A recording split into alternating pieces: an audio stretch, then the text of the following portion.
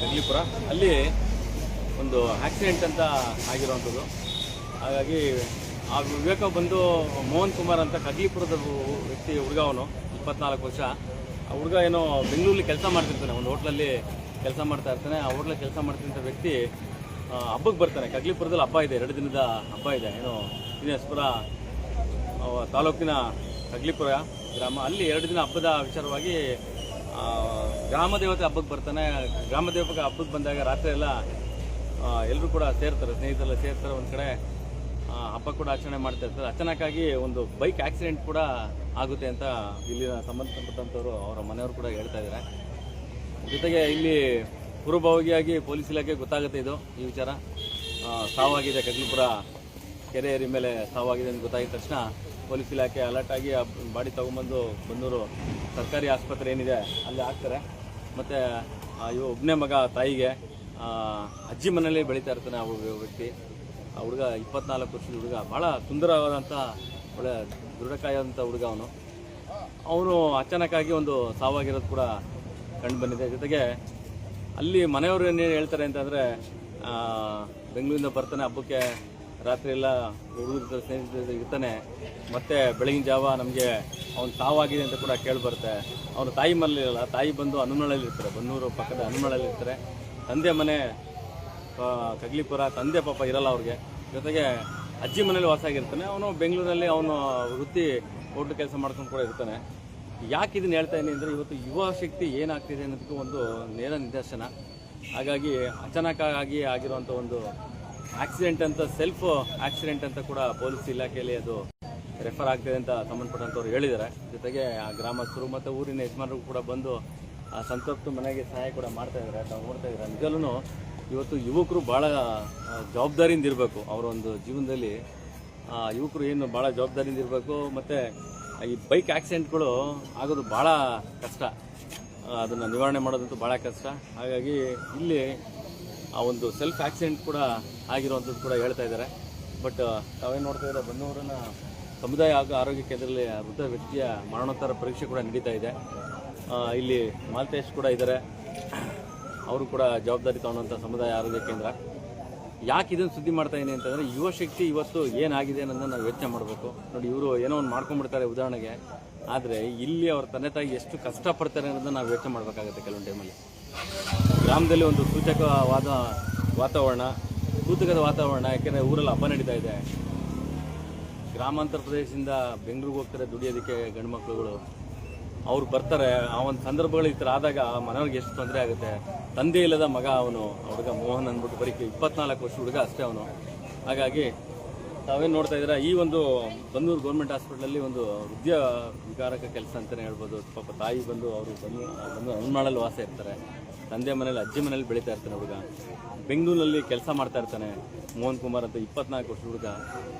ಗಾಡಿ ಆಕ್ಸಿಡೆಂಟ್ ಅಂತೂ ಕೂಡ ಗೊತ್ತಾಗುತ್ತೆ ಮನೆಯವ್ರಿಗೆ ಮೇಲ್ನೋಟಕ್ಕೆ. ಹಾಗಾಗಿ ಬೆಳಗಿನ ಜಾವ ಅವ್ರಿಗೆ ವಿಷಯ ತಿಳಿಯುತ್ತೆ ಮನೆಯವ್ರಿಗೆ, ಅಂದರೆ ತಾಯಿ ಮನೆಯವ್ರಿಗೆ. ಮೋಹನ್ 24 ವರ್ಷ ಹುಡುಗ ಏನು ಭಾಳ ಸುದ್ರೂಪಿಯಾಗಿರೋಂಥ ಹುಡುಗ ಅವನು.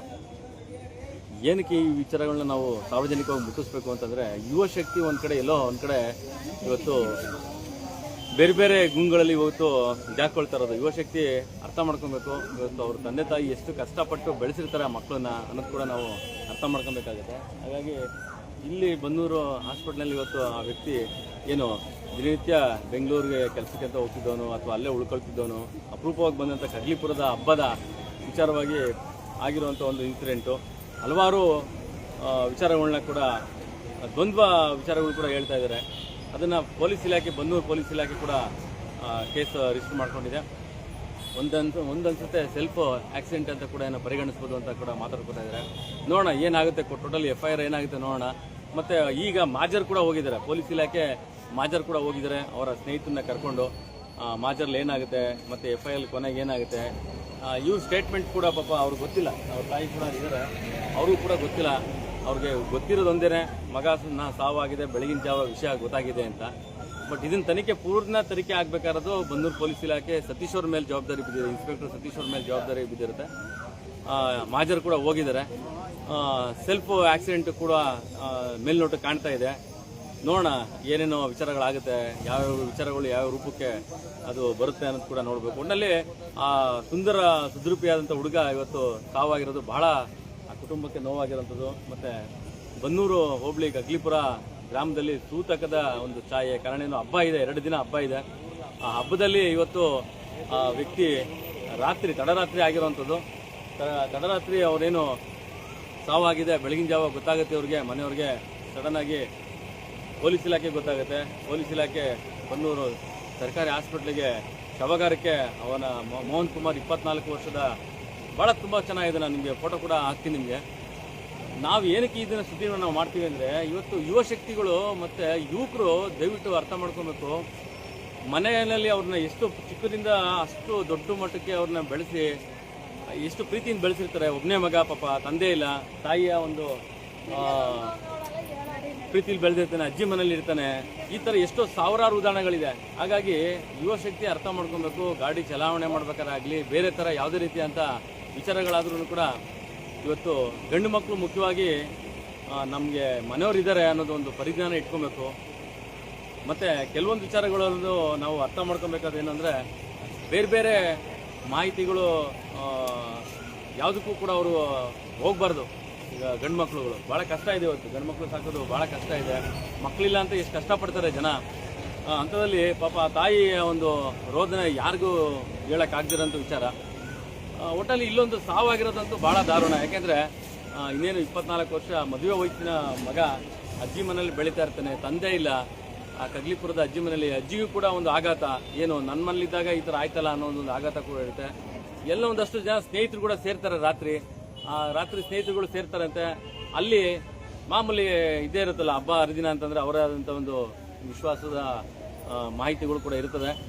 ಈ ನಿಟ್ಟಿನಲ್ಲಿ ಇವತ್ತು ಆಗಿರುವಂಥದ್ದು ದಾರುಣ ಸಾವು ಅಂತಲೇ ಹೇಳ್ಬೋದು. ಆದರೆ ಇವ್ರು ಏನೇ ಮಾಡ್ಕೊಂಡ್ರು ಕೊನೆಗೆ ಬರುವಂಥದ್ದು ಸಮಸ್ಯೆ ಮನೆಯವ್ರಿಗೆ ಅವ್ರು ಎಷ್ಟು ಕಷ್ಟಪಟ್ಟು ಸಾಕಿರ್ತಾನೆ ಅನ್ನೋದು ಕೂಡ ನಾವು ಮರಿಬಾರ್ದು.